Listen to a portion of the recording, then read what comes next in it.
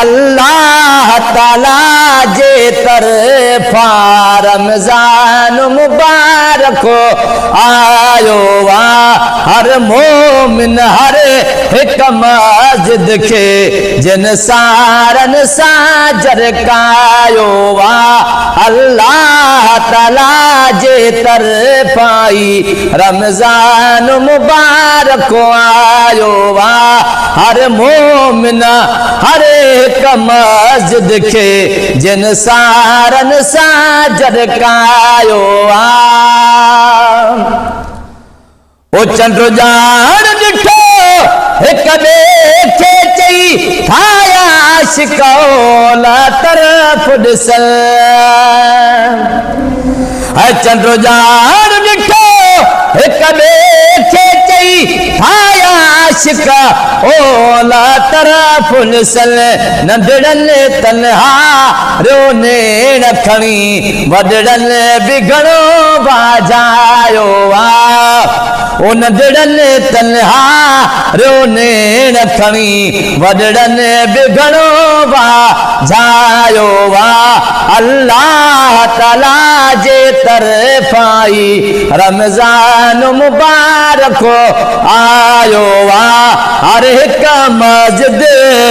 हर एक मोमिन हर एक मस्जिद जिन सारन साजर कायो वा ओ दस्तूर मुताबिक दिल खोले मेहमान क्या हिन मान दिबा दस्तूर मुताबिक दिल खोले मेहमान के आहन मान दिबा पर साल जुदा थी वियो सो पर साल जुदा थी वियो सो हिन साल नसीब में आयो वा अल्लाह ताला जे तरफाई रमजान मुबारक आयो वा हर मोमिन हर एक मस्जिद के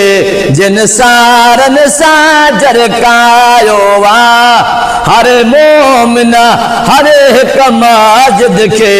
जिन सारन साजर कायो वा ओ मिलो शरफ महीनन के मगरे हिन मिठड़े माह महीने में है मिलो शरफ महीनन के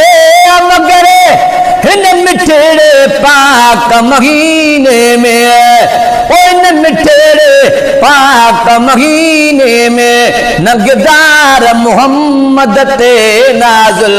नगदार मोहम्मद ते नाजुल फुरकान में खुदा फरमायो वा है फुरकान में खुदा फरमायो वा है फुरकान में खुदा फरमायो वा गमला मलहीर गुलाम नबी महबूब मिठे जा गुलाम महबूब मिठे जे गुलाम न जा ओ गमला मलहीर गुलाम नबी महबूब मिठे जे गुलाम न जा उन खास खुशिया जे मौके ते उन खास खुशिया जे मौके ते मौलूद महेसर ठायो वा उन खास खुशिया जे मौके ते मौलूद महेसर ठायो वा अल्लाह ताला जे तरफाई रमजान मुबारक आयो वा हर मोमिन हर एक मस्जिद के जिन सारन साजर कायो वा और अब चाहे तो हर महफिल में रुगो मौज हबीब जी गाल जे हर अब चाहे तो हर महफिल में रुगो मौज हबीब जी गाल जे हर मोमिन आशिक जे दिल में रुगो मौज हबीब जी गाल हुजे।